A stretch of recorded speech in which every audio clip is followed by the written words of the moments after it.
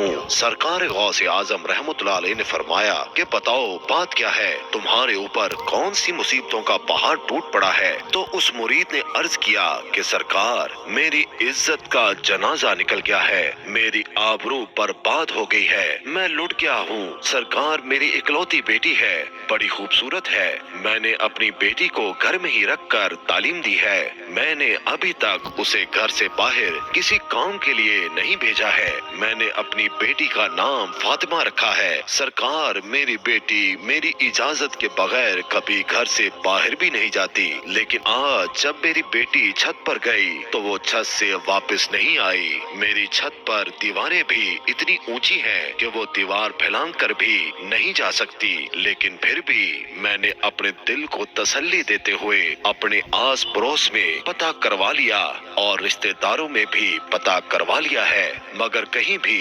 میری بیٹی کا نام و نشان نہیں ملا ہے۔ سرکار غوث اعظم رحمت اللہ علیہ، مجھے میری بیٹی چاہیے اور زندہ چاہیے۔ سرکار غوث اعظم رحمت اللہ علیہ نے فرمایا ٹھہر جاؤ، اور سرکار غوث اعظم نے اپنی آنکھوں کو بند کر لیا۔ چند ہی لمحوں کے بعد آنکھیں کھولی اور اپنے اس مرید سے فرماتے ہیں اپنے دل کی بےتابی کو دور کر دو، تمہاری بیٹی آج ہی ملے گی اور زندہ ملے گی اور پوری عزت کے ساتھ ملے گی۔ اے سرکار غوث اعظم رحمت اللہ علیہ نے فرمایا اے میرے مرید، کیا تم جانتے ہو کرب کے ویرانے کو؟ تو اس مرید نے عرض کیا سرکار، وہ تو بڑا بھیانک جنگل ہے، بڑا دہشت ناک جنگل ہے، دن میں بھی وہاں جاتے ہوئے ڈر لگتا ہے۔ تو حضور غوث اعظم رحمت اللہ علیہ نے فرمایا کہ تم کرب کے ویرانے میں چلے جاؤ، پہلا قلعہ چھوڑ دینا، دوسرا قلعہ بھی چھوڑ دینا اور تیسرے قلعے کی چوٹی پر جا کر بیٹھ جاؤ، وہاں جا کر میرا نام لینا اور پڑھ کر اپنی انگلی پر دم کر لینا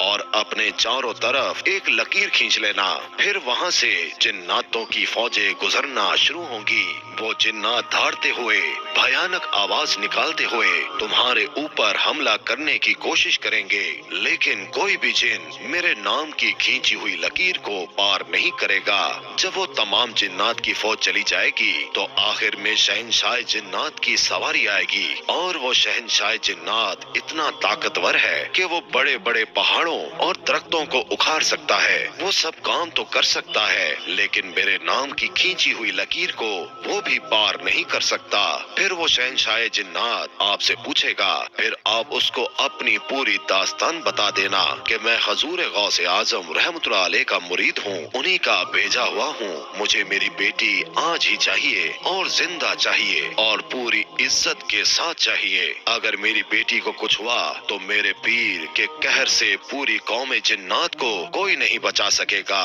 حضور غوث اعظم کا یہ مرید کرب کے ویرانے کی طرف چل دیتا ہے، 2 قلعے چھوڑنے کے بعد تیسرے قلعے پر بیٹھ جاتا ہے، کرب کے ویرانے پر جا کر حضور غوث اعظم کا نام لے کر اپنی انگلی پر دم کرتا ہے اور چاروں طرف لکیر کھینچ کر بیٹھ جاتا ہے، جنات کی فوج گزرنا شروع ہو جاتی ہے، بڑے بڑے خطرناک جن گزرتے ہیں اور اس پر ہر طرف سے حملہ کرتے ہیں، لیکن سرکار غوث اعظم رحمت اللہ علیہ کے نام پر کھینچی ہوئی لکیر کو جب وہ چھوتے ہیں تو اس سے ٹکرا کر بھاگ جاتے ہیں۔ سارے جنات کی فوج چلی گئی، آخر میں شہنشاہ جنات کی سواری آتی ہے، وہ اپنی پوری شان و شوکت کے ساتھ آ رہا تھا، جب اس نے اپنے راستے میں ایک انسان کو بیٹھا ہوا دیکھا تو شیر کی طرح دھاڑتا ہوا اور ہاتھی کی طرح چنگھاڑتا ہوا اپنی پوری قوت کے ساتھ اس مرید پر حملہ کرنے کے لیے لپکا، لیکن جیسے ہی حضور غوث اعظم رحمت اللہ علیہ کے نام پر کھینچی ہوئی لکیر سے ٹکرایا، وہیں پر گھٹنے ٹیک کر بیٹھ گیا اور اس سے پوچھتا ہے کہ تم کون ہو اور کہاں سے آئے ہو، بات کیا ہے؟ حضور غوث اعظم رحمت اللہ علیہ کے مرید نے اپنا پورا مقدمہ پیش کیا کہ اے جنات کے بادشاہ، میں حضور غوث اعظم کا مرید ہوں، میری لڑکی چھت پر گئی تھی اور وہاں سے میری بیٹی غائب ہو گئی، کوئی جن اس کو اٹھا کر لے گیا ہے، مجھے میری لڑکی آج ہی چاہیے اور زندہ چاہیے اور عزت کے ساتھ چاہیے۔ جب شہنشاہ جنات نے حضور غوث اعظم رحمت اللہ علیہ کا نام سنا تو اپنی فوج کو واپس بلایا اور واپس بلانے کے بعد کہا کہ یہ حضور غوث اعظم رحمت اللہ علیہ کا مرید ہے، اس کی بیٹی غائب ہو گئی ہے، کوئی جن اسے اٹھا کر لے گیا ہے، تم پوری دنیا کے کونے کونے میں پھیل جاؤ، سمندر کی گہرائیوں میں اتر उतर जाओ, कुओं की गहराइयों में उतर जाओ, पहाड़ों में, वीरानों में तलाश करो, जंगलों में तलाश करो, आबादी में तलाश करो, जैसे भी हो उस लड़की को लेकर आना, और जो जिन उस लड़की को ले गया है उसको भी लेकर आना। पूरी जिन्नात की फौज चल देती है, मगर शहंशाह जिन्नात ने फिर उन लोगों को वापस बुलाया और बुलाने के बाद कहा कि आकर ये मत कह देना कि लड़की हमें नहीं मिली है, इसलिए कि अगर लड़की जिन्नात के पास न होती तो हजूर गौसे आजम रहमतुल्लाह अलैह अपने मुरीद को मेरे पास कभी नहीं भेजते। सारी की सारी जिन्नात की फौज समंदरों की तह में, खंडरों में, आबादी में, वीरानों में, जंगलों में, पहाड़ों में लड़की को तलाश करना शुरू कर देते हैं। बहुत ही मुश्किल के बाद जो जिन उस लड़की को ले गया था उसको और उस लड़की को शहंशाह जिन्नात के पास ले जाते हैं। उन जिन्नात ने कहा कि ऐ शहंशाह जिन्नात, हमने इसे बड़ी मुश्किल से तलाश किया है। शहंशाह जिन्नात ने उस जिन से कहा कि तेरी हिम्मत कैसे हुई, क्या तुझे पता नहीं कि हजूर गौसे आजम रहमतुल्लाह अलैह कौन है? तुझे उनके शहर से लड़की ले जाते हुए डर नहीं लगा? तो जिन ने कहा,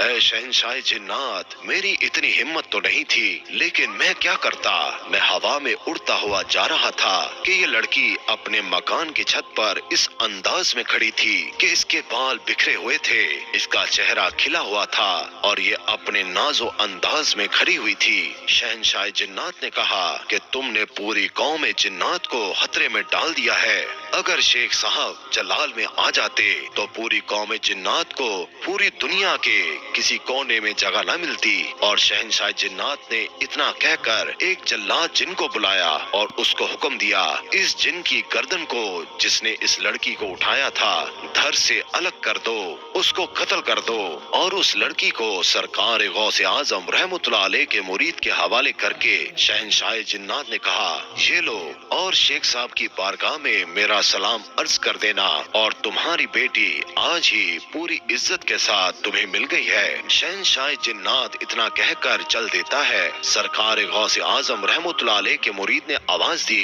कि ऐ शहंशाह जिन्नात, जरा हमारी बात तो सुनो। तो शहंशाह जिन्नात ने कहा, बोलो क्या बात है? तो सरकार गौसे आजम के मुरीद ने कहा कि बताओ, तुम लोग भी सरकार गौसे आजम रहमतुल्लाह अलैह को मानते हो? इतना सुनना था कि शहंशाह जिन्नात ने कहा,